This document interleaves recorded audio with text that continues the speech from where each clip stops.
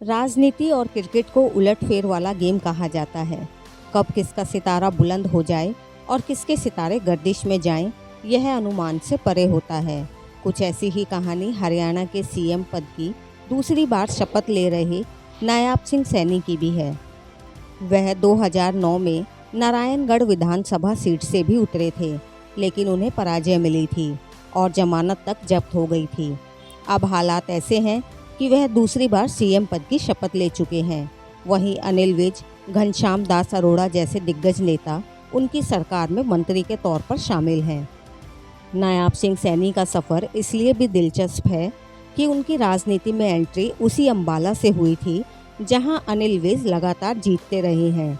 1996 में नायाब सिंह सैनी तत्कालीन आरएसएस प्रचारक मनोहर लाल खट्टर के संपर्क में आए थे। इसके बाद वे राजनीति में आगे बढ़ते चले गए।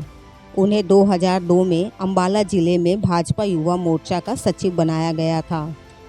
यह वह दौर था जब अनिल विज लगातार कई बार विधायक रह चुके थे। इससे समझा जा सकता है कि अनिल विज कितने सीनियर नेता हैं।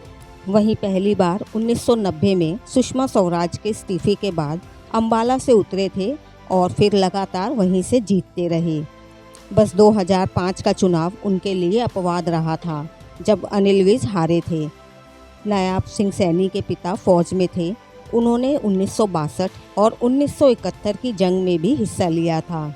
लॉ ग्रेजुएट नायाब सिंह सैनी को मनोहर लाल खट्टर का वफादार माना जाता है। बीते 28 सालों यानी 1996 से उनका खट्टर से नाता है।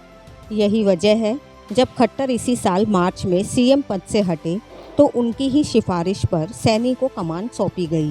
माना जा रहा था कि यह चुनाव बेहद कठिन रहेगा और भाजपा सरकार की विदाई भी हो सकती है, लेकिन बड़े उलटफेर के साथ भाजपा ने नई सरकार बनाई। इस तरह से वह दूसरी बार मुख्यमंत्री बने। सैनी साहब 2009 में युवा मोर्चा के जिला सचिव बनने के बाद युवा मोर्चा के ही जिला अध्यक्ष बने और बाद में अंबाला जिले के अध्यक्ष भी रहे। इसी तरह उनका संगठन में लगातार प्रमोशन होता रहा। 2009 में नारायणगढ़ से जमानत जब्त होने के बाद उसी सीट से 2014 में उन्होंने बड़ी जीत हासिल की थी और इसी लंबे समय तक वह प्रदेश महासचिव भी रहे। फिर मनोहर लाल खट्टर की सरकार में भी उन्हें प्रदेश अध्यक्ष बनाया गया। इसके बाद 2019 में सांसद चुने गए तो इसी साल मार्च के करनाल विधानसभा से उपचुनाव में जीतकर मुख्यमंत्री बने। अब उन्हें फिर से सीएम बनने का मौका मिला है।